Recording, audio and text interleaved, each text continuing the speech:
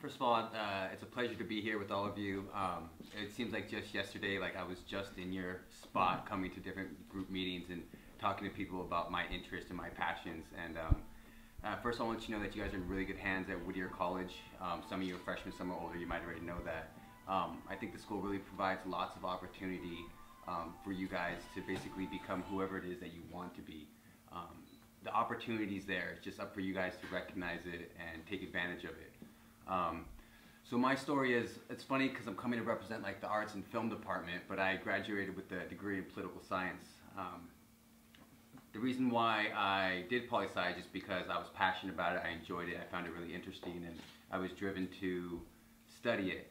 And when I was coming out, I was going to go to law school, but my roommate at the time, a close friend of mine, I just saw him yesterday, saw me because I was always working on music in my dorm room. I always had a half-stack amp and 5.1 sound system and a computer and recording studio. And he's like, man, are you sure you want to go to law school? He's like, you're really good at this. And he's like, I think if you gave it a shot, then I think you could really do well. And within a week, I got a call from a small independent production company called Whittier College Alumni. And they offered me a starting internship as I came in as a sound engineer. And from there, I developed different, I guess, skills where I became a film editor. Then I learned live production, cameras, lighting, equipment, sound, and it kind of really diversified my talents. And in doing that, I was always, maybe to go back a little bit, I've been writing music since I was like on the computer for like 20 years, like when it just started coming out. Like I've just been doing it, and it wasn't for any other reason. That's what I loved, and that's who I was, and that's what I do. And so this kind of, it wasn't, even though I was doing sound for music and films and stuff, it wasn't exactly like my passion, because I enjoyed writing music, but it was within the realm of what I was curious in. So I just knew that if I walked in a door, that maybe other doors would open for me. And I was doing that, and then I started meeting different people, different musicians, different artists. And my current wife, actually, we got married last year. She's a singer as well, and she was working with this artist. His name is Shankar.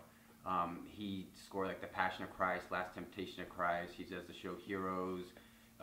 He was the first artist signed by Zappa Records.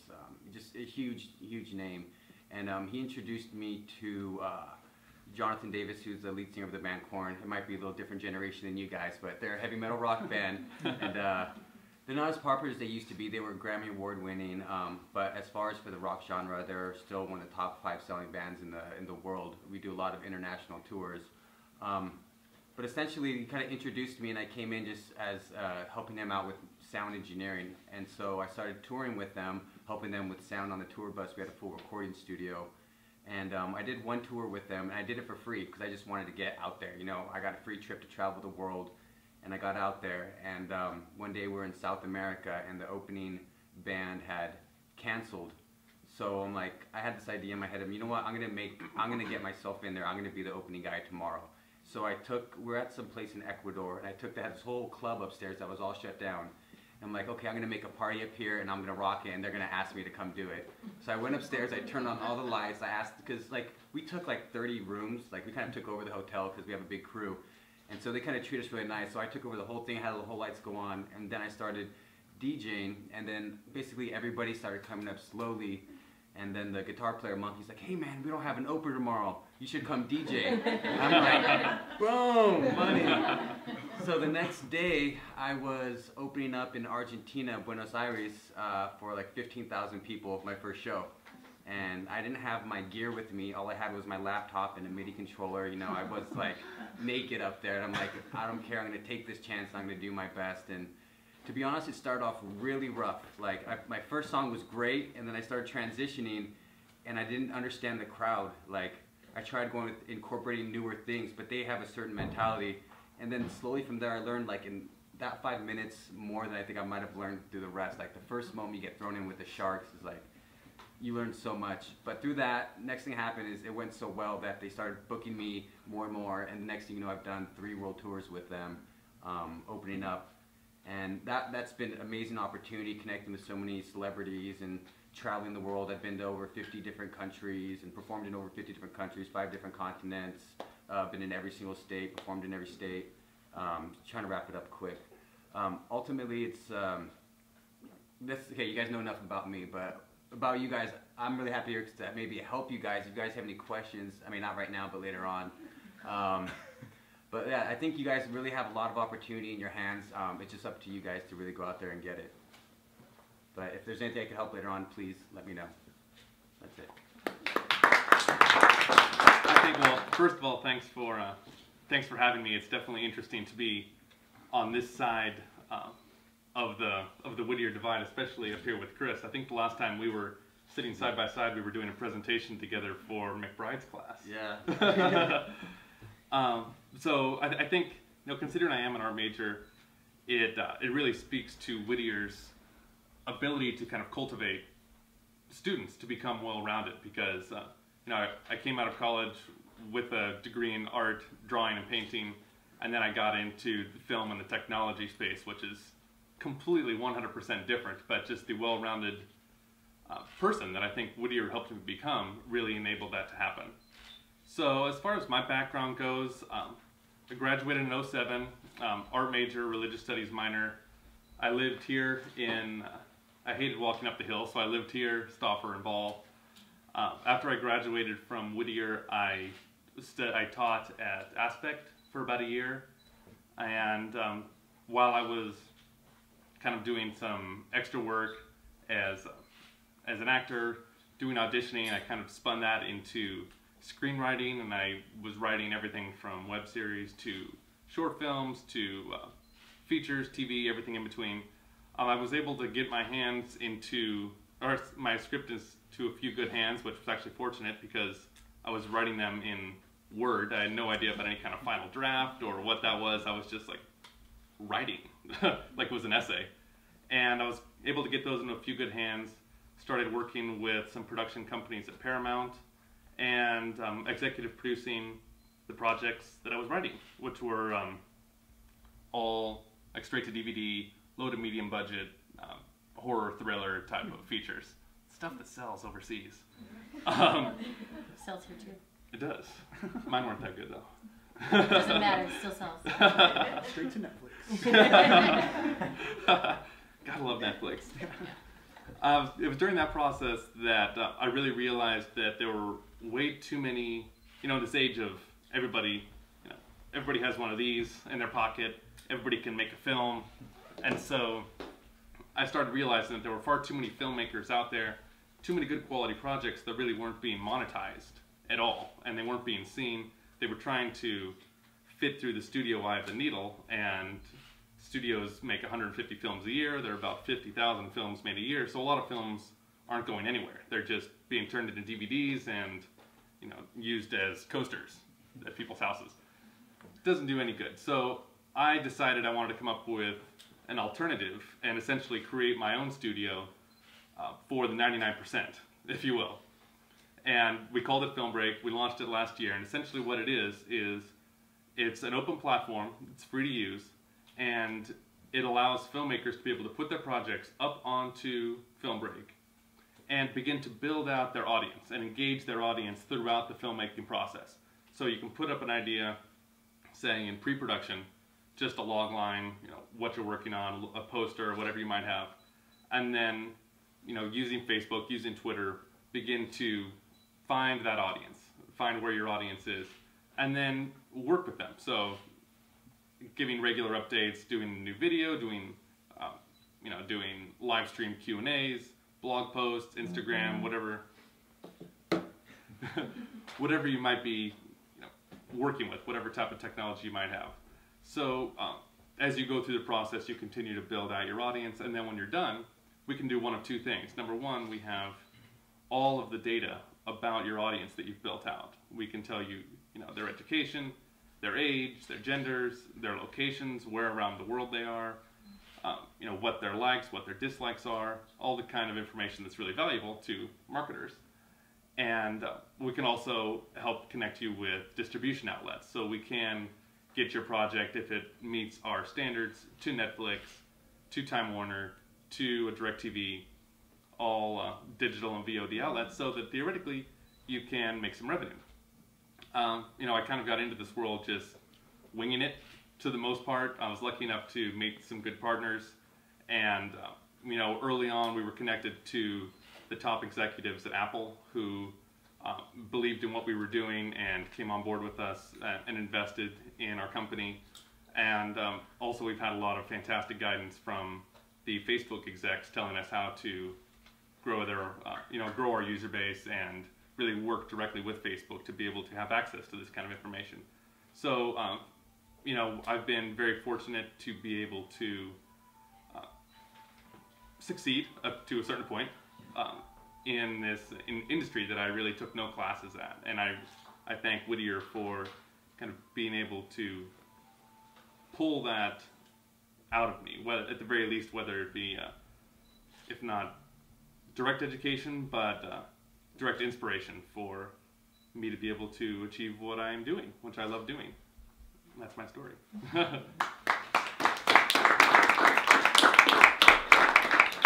I am a film and personal publicist at an agency. So you've heard of course, Paramount, Universal, I'm sure, Sony, that sort of thing. I represent film directors, producers. I do movie campaigns for theatrical release. I do award campaigns for the Oscars. I've been to the Oscars. I've also traveled the world with a lot of personal clients. I represent some very prominent directors, and I should probably mention who they are. One of them is Woody Allen, another is Martin Scorsese. I represent movies. Last year I worked on Hugo. This year I worked on The Impossible. 1 year I worked on No Country for Old Men. So it kind of gives you a range of everything I do. I represent movies at Sundance, Toronto, South by Southwest. I have worked with directors who are just starting out to obviously like really, really big time directors too. And how did I get there? I started at Whittier thinking I was going to be a doctor. That ended with my first biology class. And then I was heavily involved with the theater department and the music department. And I think David Muller is still here. He was one of my academic advisors, and he said to me, he sat me down and he said, because I took forever to figure out what my major was. I was just too all over the place. And he said, why don't you flip through the college catalog and see what classes sound the most interesting to you? And it was the theater department. Like, I was like so into the theater department. Of course, my parents were like, what are you going to do with that?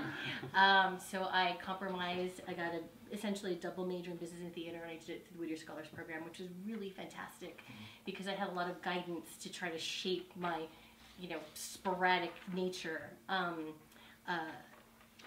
so it was really great that way. Whittier, to echo what the two of you said, was really great in terms of developing me as a person.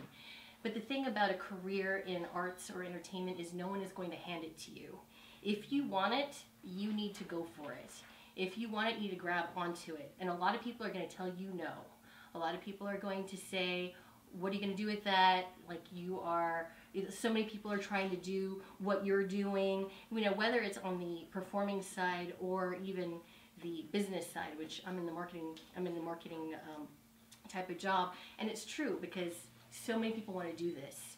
You are competing with so many other people to do these jobs, and if you want it, you got to fight for it, and you got to not let people tell you that you can't do it. I had no connections in the industry, not one, and it all came down to who I knew. And people are going to say it's all about who you know, but I'll tell you that in terms of any career, it's going to be who you know, even if it's in the medical field. It's going to be a recommendation from a coworker or a friend or a relative, and that's true of any industry, not just entertainment, but especially in entertainment, that's true. I mean, just listen to Chris's story there. There was a person here at Whittier who is actually works at CAA, and you should talk to her about doing this here, Megan Crawford. Megan Crawford was an intern at MGM. And she parlayed that into an assistant job at MGM. So one of my friends got an internship at MGM, and I said, "Oh my gosh, you're doing something entertainment. I want to do something entertainment." And she said, "Oh well, they always need interns." So she got me involved at MGM, and that spawned another internship at New Line, where I made a lot of really great friends and started working in the temp pool there, which turned me as a personal publicist at an agency where I represented a lot of television actors. And then I just, every job I have had, and I've had probably 8 in nearly 20 years, has been because of somebody that I knew. A recommendation, a friend, somebody said, oh, I think you'd be great for that job. So I can't emphasize relationships and networking enough. You know, if you hear something, don't be shy. I mean, that's how it's done, and that's how I'm sure all of us have done it. So I would say absolutely do internships in what you're interested in, or pick people's brains. I mean, anybody that, if you see somebody or meet somebody or hear of somebody and you have any kind of connection to them, I would say be bold. Email them. It's so easy now with Facebook and LinkedIn and just like Google stalking. I mean, really, that's how it's done. I mean, I sometimes do have people from like across the country like randomly emailing me saying, oh, I saw your name at the bottom of a press release. I'm interested in being a publicist, or I'm looking for a job. I mean, this is how you do it in this day and age. So, yeah, that's kind of it in a nutshell, or a big nutshell. Thank you. Okay. Well, first of all, thank you everybody for coming out, because I really didn't expect so many people to show up. I probably would have been like, oh, that sounds cool, and just not showed up. So props to you guys for just having that initiative. So I started, like I said, with a dream to work for Disney Imagineering. I was in Tokyo at the time, and I was working at Tokyo Disney, and I was nowhere near anything to where I am now. I didn't know anybody. I was in the wrong country, first of all. And all I knew about was something called the Disney College program that I saw in high school. So I just took a leap into the void, knowing nobody in California except for one friend from high school who was at Whittier College, which is why I ended up here, and the fact that it's 22 miles away from Disneyland. So that's how I got here, and I was in like a comparative cultures degree in Japan at an international university. What fit for me to graduate in 4 years was English degree, which is how I became an English major. And I have a passion for creative writing since I was 11, so it's an English degree with an emphasis in creative writing.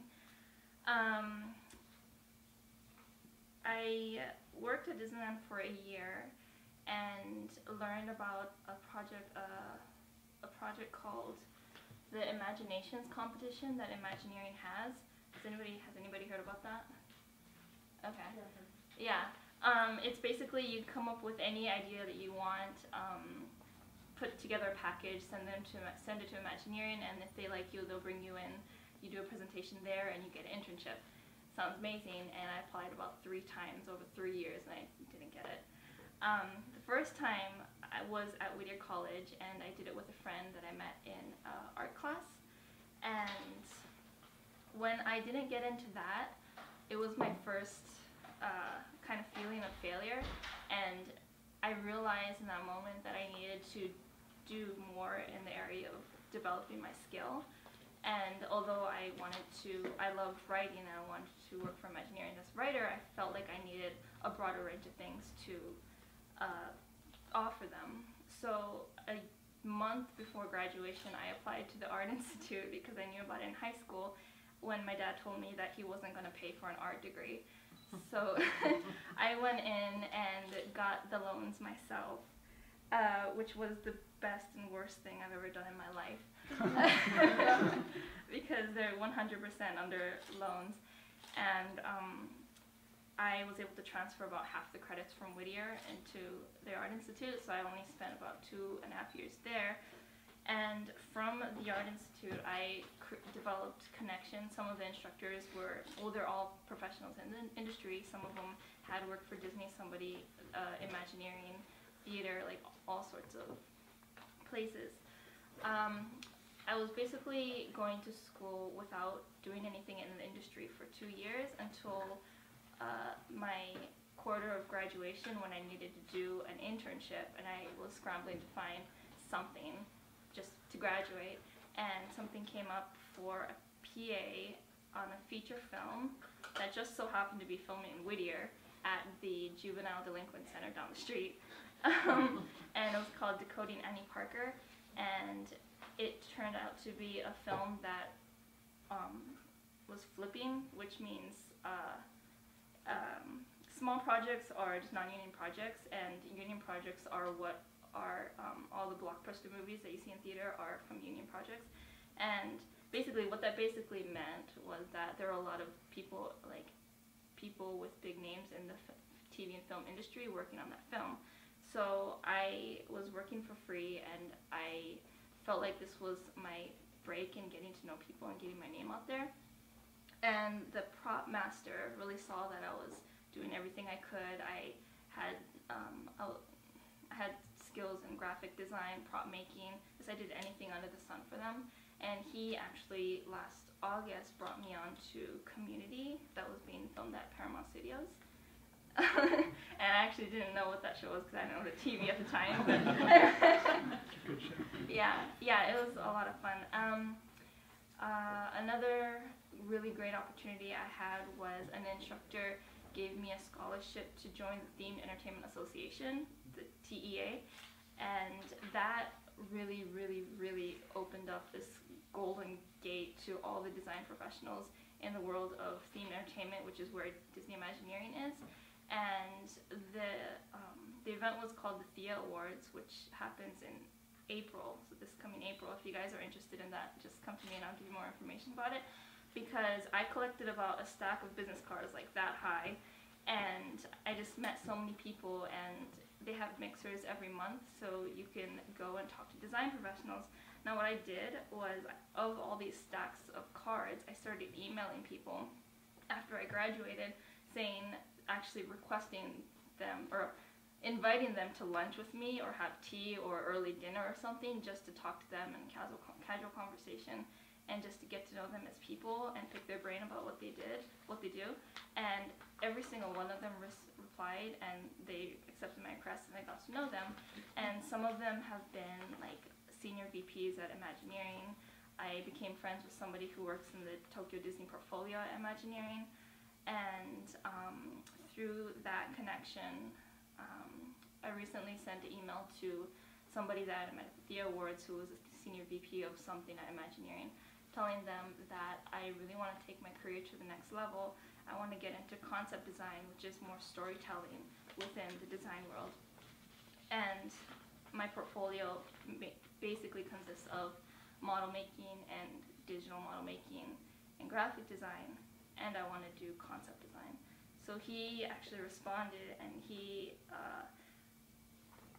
got in contact with the person in charge of dimensional design and concept design, and I have an interview with Imagineering tomorrow.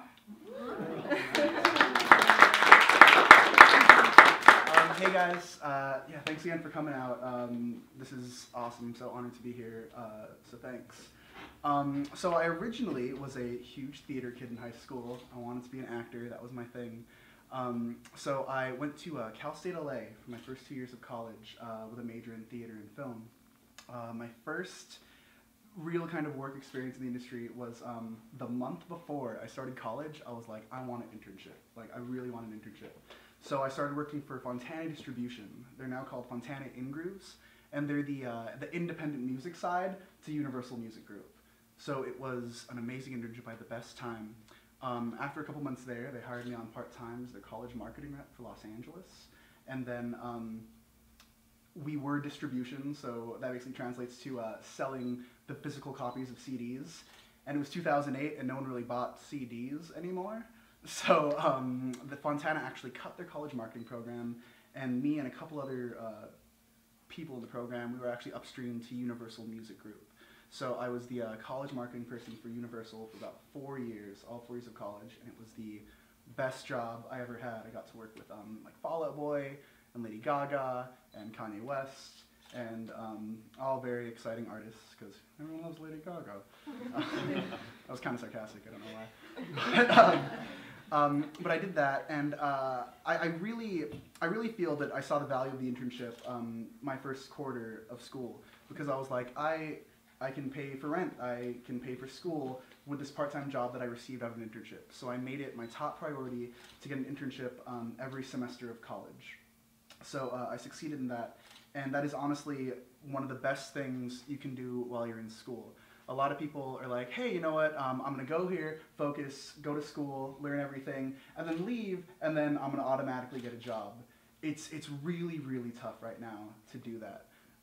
Even if you're a junior or a senior and you're like, I don't have any internships, I should just wait. No, get them now, because a lot of the networking and a lot of the internships I had in college resulted in full-time employment right after school. I currently teach improv with a small nonprofit in Los Angeles, and they go out to juvenile halls and schools that have lost all their arts funding, and they fulfill writing programs, performance programs, improv programs. I started at that organization as a development intern in 2009. And when they heard I graduated, they called me up and they were like, hey, we remember you. You kept in contact with us. You didn't just kind of fade into nowhere. Let's bring you on for a position. That's the way to get jobs after you graduate. The more people you know, or let me backtrack. The more internships you have that you put 110% in, the more you're going to get out of it. A lot of people get internships and they're like, oh, well, I'm going to treat this like my work study job where I just don't show up and just fake my hours. None of you guys do that, right? None of you? All right. And it's not just, you know, some little job that you can just kind of put on the back burner. If you really show them that you're interested, if you work overtime, especially if you do an unpaid internship and they see that you're hustling so hard and you're getting maybe a free lunch out of it once every couple weeks, they're going to value that, and they're going to be very, very excited to bring you on when there is that open position. So I was working with Universal for a while. I interned with a lot of small nonprofits in the area while I was in college. All my roommates at the time were big film people. They were all critical studies and production majors over at USC, and they would constantly have me do extra work on their projects, so I would be in their films. And that's when I think I really fell in love with the film and TV world, because it was just so exciting just to be on a set, guys. Like, you could just be sitting there as an extra in the back who's not even gonna get any screen time, but it's like, I'm on set, this is cool. Like, it's the best feeling, it's so awesome. So I applied to ABC, where I received or I had a great internship experience in their integrated marketing department, which is very similar to product placement. So when you see, you know, little Coke cans on Modern Family and they take a sip out of it, that was me. And through ABC, they had a wonderful program where you could actually take online classes with Harvard University through their business school. So I received a certificate in marketing and a certificate in strategy through them while I was an intern there. It was wonderful. After I left that position, it was my senior year. I graduated, worked a ton of odd jobs. I was basically auditioning. All my focus was going to auditions and going to basically getting extra and background work. It got to a point where there's this thing in the industry called speccing. And speccing is when you're not booked as an extra, but you just show up to the set and you're like, if an extra isn't here, I'll do it.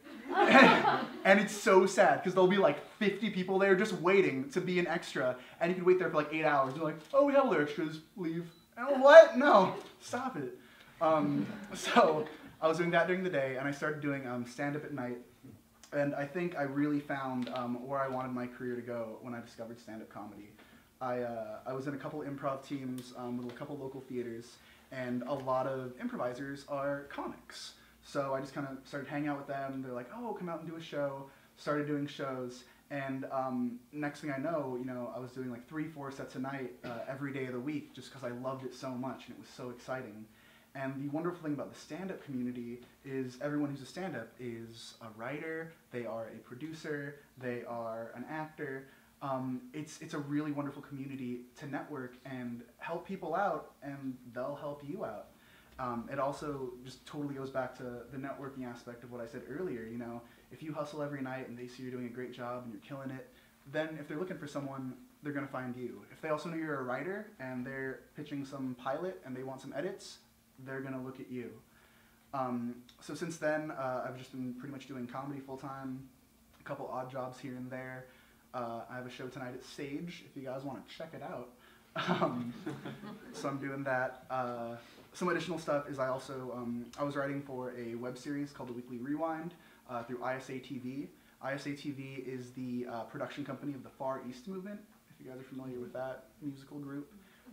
It was basically kind of like a weekend update kind of show. And also, what else?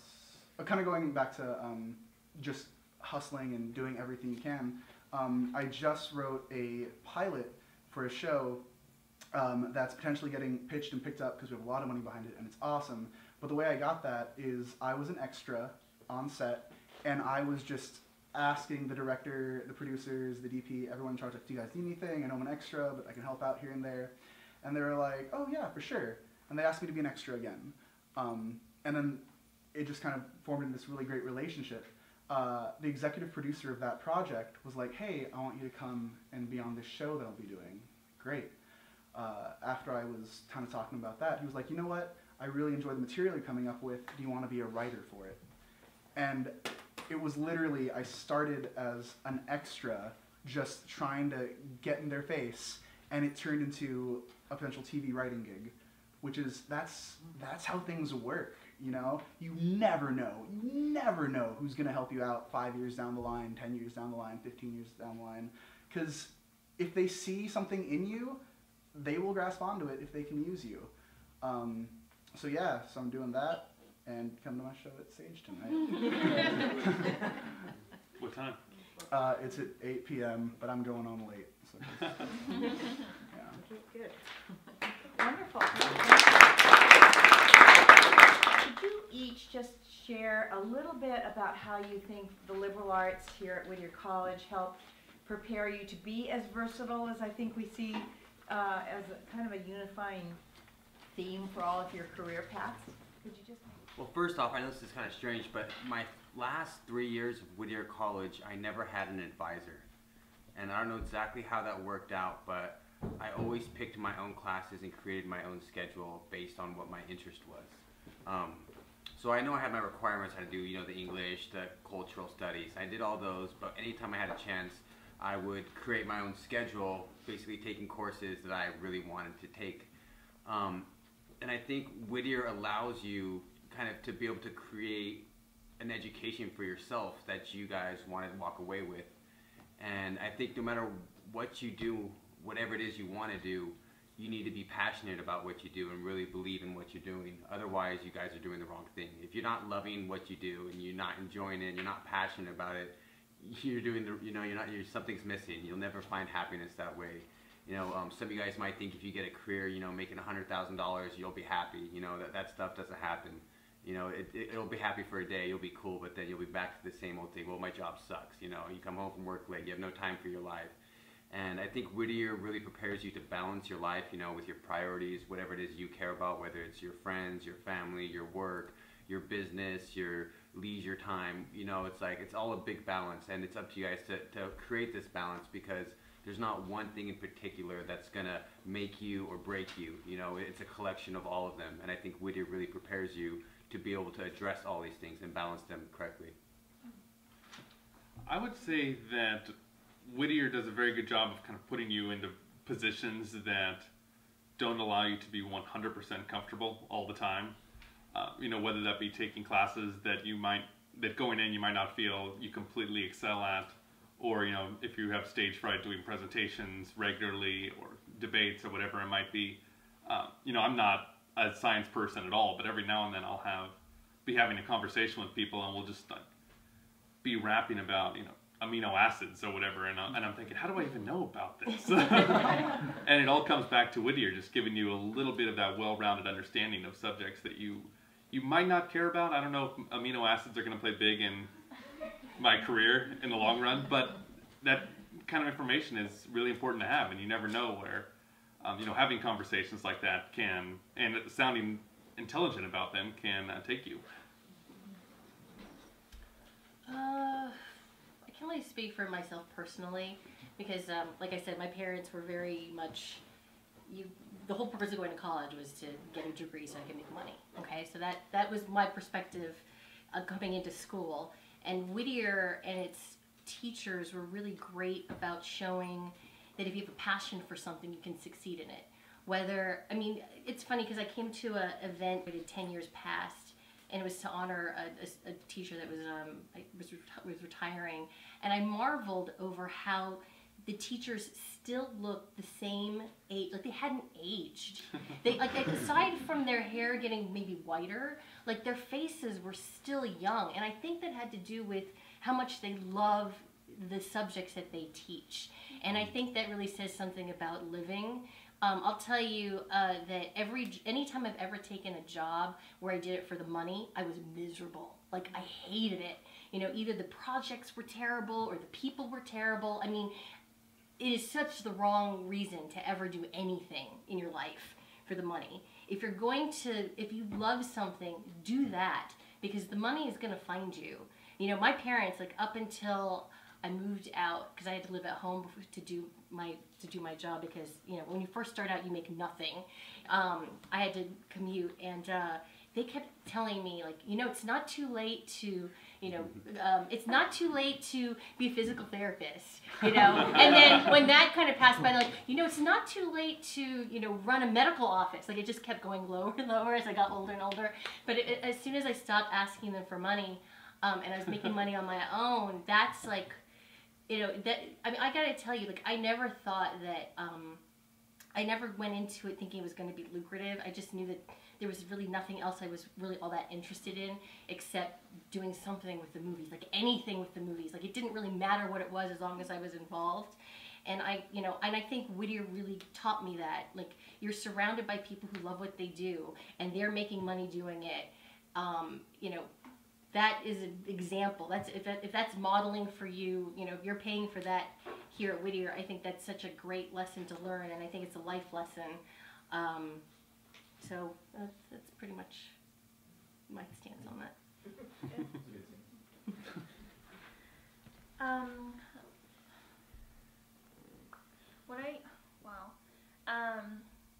I would say what's helped me the most based on a liberal arts degree is the ability to write, and write what you're being confident in writing, because so much of the communication that happens nowadays is in email, and when you're reaching out to somebody and asking them to have lunch, you're writing. When you're writing a resume or cover letter, it's always writing, and you want to sound like you know something and be relatable and just welcoming, all these things, and just having that confidence and knowing that what you're writing is gonna, just having the confidence before you even start writing is important, I feel like, and that's something I really got out of Whittier. And back to what you were saying about like, getting emails from people halfway across the country. Yeah. That was probably me.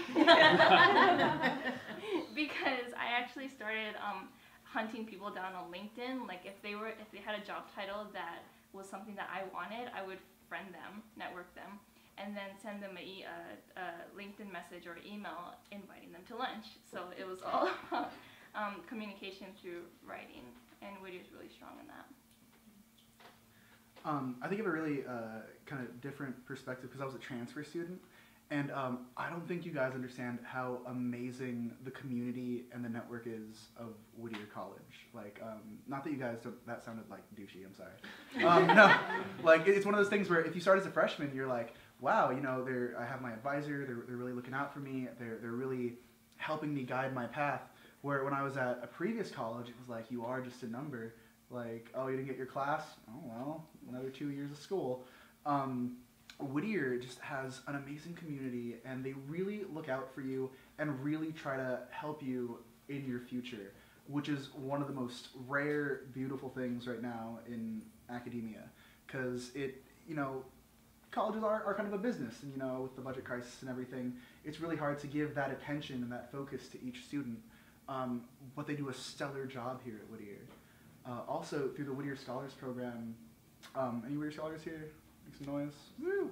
The Whittier Scholars Program allowed me to create a degree in theater, film, and business, which it's a non-existent degree at a lot of other schools, but I was able to do that here. And it gave me such a competitive edge when I went in for those interviews, went in for those internships, because it's a unique degree. It's a conversation starter. It's a jumping off point. It's more than just like, oh, well, okay, you have this degree, and a couple other people, also are majoring that. It's like, wow, this is really unique. What different skills can you bring to the table? Whittier is an amazing school. It's really wonderful, and the opportunities they provide through you know, internships and just a flexible class schedule. It makes it so accessible to get these part-time jobs or to be a PA or to you know, work little things here and there, so you can actually create a career while you're still 18, 19, 20 years old, opposed to being like, okay, I graduated, what do I do? So yeah. Well, it's now time for you to ask questions if you've been thinking about some of them, just for any of them. Well, can I say something about internships? Yes, You ma'am. should do it while you're at school. Like in most places, they can't accept free interns unless they are students. So once you graduate, it would probably be harder to get an internship unless you like enroll at a community college and do it for credit. So absolutely do internships. Like now is the time. I wouldn't delay. Speaking as the person who did not ever do an internship, I agree that you should. No. Because people want, I mean, gosh, they need free help. Yeah. And they want it, and they want from someone smart, who can think, who can communicate. And if you're a Whittier student, I'm sure you all have those skills. So, yeah, you need, I can't emphasize that enough. And also when you're in school, you're kind of covered in a way. You know, if you have financial aid or your work-study job, it's so much more easy to do an internship while you're in college, because if you're a post-grad, you might be worried about the full-time job you got somewhere. Where am I going to squeeze in, you know, these 20 hours a week at a production studio or at this theater? Because I have to pay for things, my student loans are coming in. Now is the time. It's the ideal time to get an internship. Right. You definitely don't want to be working for free when your loans are up on your back. Did you have a question? I'll probably ask after personal things. But oh, actually, my question was originally just going to be, can I intern with any of you? Totally. Good question. Awesome. I was gonna ask, like, what is the difference besides like an internship and like previous job experience and like somewhat the field you want to go to? Like, any of your views on that? Like, besides taking the internship route, what if you have like skills or something from a previous job? Is that like credible? No, yes, it is. It is, because it shows that you have had a job. You know, I didn't have any job. I think I worked at Friendly Hills Country Club. That was like the only thing on my resume, and also any of the work I did at the theater as part of my major. That's all I had on my resume to start with. But the thing is, as an internship, no one expects you to have any experience. Not really. You know, but it's good to have any kind of job experience, because it shows that you've showed up on time. You know the value of your time and what it's worth. That you can answer to a boss. You know, it's absolutely, you know, valuable. Okay. Yeah. Thank you. Sure. And I love that you wore a suit to this. Like, I think it shows an effort that I'm impressed with. He dresses like that all the time. Does he? Just like, walks into the shower. Excuse me. No, but it shows that he understood that he's networking with people who are working in the industry. Like, that to me shows initiative, and that's something that I'd love to see in an intern or a potential assistant. Good, there's another one over here. He has a suit on too. Oh. And, Except that he's hiding. He needs to, like, see, the thing about entertainment is you want to be noticed, so you can't hide in the corner like that. Go ahead. This is probably going to turn into a question just for Chris, because it seems like all of you have degrees that are somewhat applicable to what you did. But seeing that you had somewhat, but you had poli-sci, and I want to know how you incorporated that into what you did, or is it just kind of just sitting there? No, I think poli-sci really relates, because I think poli-sci is a lot about like interpersonal relationships and the dynamics of it and how people interact, why they interact, you know, how to avoid problems when problems arise. It's just basically kind of the human nature, you know what I mean? And it really taught me how to assess every situation I'm in, whether it's this or a meeting or I'm going to my cousin's little birthday. You know, you learn there's a certain expectations and behaviors and certain cultural, social norms, and the more you are able to understand those, the better you are at being able to communicate, you know, with whoever it is you're communicating with. So I think it really just helps in building relationships, which I think, like everyone's been saying, you know, it's all about your friends and your family, whoever it is that you know is really going to be the people that are going to help you. And everything I've done has been a referral through a friend or a relationship that I built, you know. It's never been, hey, here's a resume, I send in something to someone. Nothing like that's ever come, you know. It's always come through some sort of reference. And even business that I've built with new clients and new people, it's always been from a referral from a past client. But I think it just helps with building relationships and knowing how to act proper, you know what I mean? Behavior goes a long way, you know. If you know how to assess the situation, see where you're at, okay, these guys are in suits, okay, they're pretty serious, I don't want to be joking around, you know what I mean? But if you're around a bunch of comedians who are cracking jokes, you know what I mean, maybe you can come in with a quick line, you get them to laugh, like, hey, this guy's pretty cool, why don't you come hang out with him? You know what I mean? I think it just makes you a more interesting person too. I mean, like, it's so unusual to meet somebody who does an entertainment job that has a poli-sci degree, you know, or might have a religion studies degree. But honestly, you don't need, you can have any kind of degree from Whittier and do this. I mean, we started off as interns, most of us. You know, you can have a degree in anything. It doesn't have to be related. It's not like we're going to go be heart surgeons where you need to have a particular degree to do that sort of job. You know, this is just about thinking, about communicating, and being just a cool person that works hard and impresses, you know, a potential employer. And just piggybacking on that, it's one of those things where, let's just say you majored in Soc, all right? But you want to get into film and you've been a production assistant, you've had a bunch of internships, you graduate, you're looking for a job, they see all that, it's great. Let's just say you majored in film, but you have no internship experience, no previous experience. Who are they going to go with? You know what I mean? Your degree and your background is really, really what you make it. And I think it is really desirable to have something that maybe isn't in the field, because everyone working in film might have a film degree, everyone working in theater might have a theater degree. But if you're that one guy who's like, I do business, I don't know why you would talk like that. But, but you know, you have kind of this nice little twist. And mine actually complaining to her about how come I spent the first 4 years of my life getting a degree that I'm not actually using. And she made a really, really good point that had me put my education on the top of my resume. And she said that when you have a liberal arts degree, which she also got from my university in Japan, it really shows that you've developed the skills to analyze and think. And I really noticed the difference in the students I went to school with at the Art Institute, because so many of them I was reading their papers because I would proofread a lot of people's papers, and I'm like, did you go to high school? So, I mean, just having that ability to sound smart, at least, is really, really a plus. Yeah. I think this subject was dope. It's like, what? You learned to write, dude. There's also a lot to be said for just getting out and doing whatever it is, especially in the film world, because that's kind of what we're all here talking about.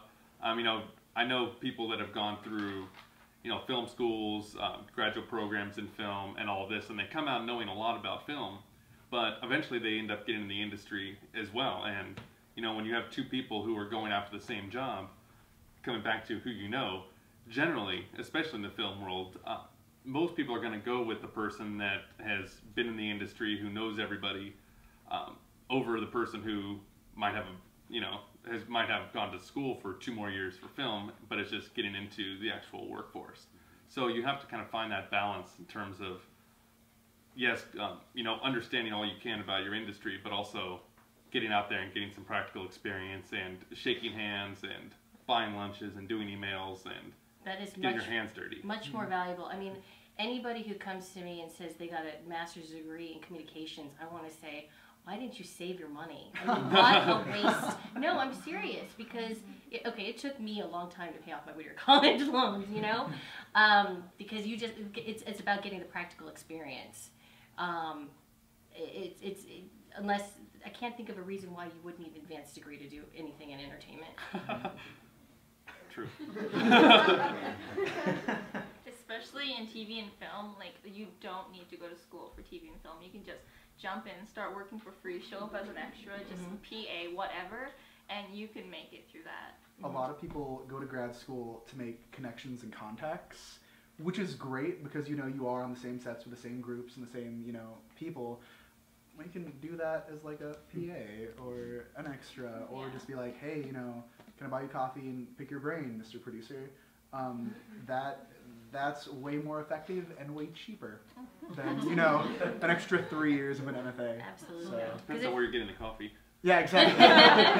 I made this just in a sock. Enjoy. I think the only place I can think of where the connections really made a difference are like NYU and USC. Yeah. But you're at Whittier College, so it's too late now. I'm just saying from my own interactions Right. with I've people. heard that too. Just because they have an amazing alumni Yeah. system, Right. networking. Mhm. Yeah, Yeah. right. But we have amazing alumni too. So we're actually just about out of time, but doesn't mean that you don't have an opportunity, I'm sure, to ask them some question that you might want to privately. And what all of you should ask them is what? There. Yes, bingo. All right, did you hear what he said? Mm-hmm. Say it again. Business cards? Yes. You need business cards. And then, although you're just probably starting your collection of business cards, you should write on it when you met them, you know, Backpack-to-Briefcase and this year. Because a year from now, you might look at a business card, or at least happens to me, and then a week later, I look at it and like, where did I get this? If I don't make a note to myself. And that way, you also, if you come up and you really hit it off with Eric and he loves you, and then his program gets picked up, that script that he put out there, and he's gonna get really famous and rich really soon. Then you can say, hey, remember when we talked and we talked about that, blah, blah, blah? That'd be good. He'd like that. So you need to have Just some me. good. Eric would like that. Really good. You need to just start getting in the habit of making sure that your networking skills are really sharp. And then they also mentioned LinkedIn. Would all 5 of you raise your hand if you're on LinkedIn? Okay, so who in this room is on LinkedIn? All right, awesome, Sweet. pretty good, okay. So that's another tool to use. It's so valuable. It's really like the new networking. Okay, I have something all right. to add. Yeah. Go ahead. Okay, so about business cards, I mean, it's one thing to get it from somebody, but to give them back something of yours is definitely important. And actually, what's helped me more than anything, like more than my business card really, is that if you're in it to be a designer or artist of some sort, at the Art Institute, I had an amazing teacher that taught me about branding, and my business card matches this.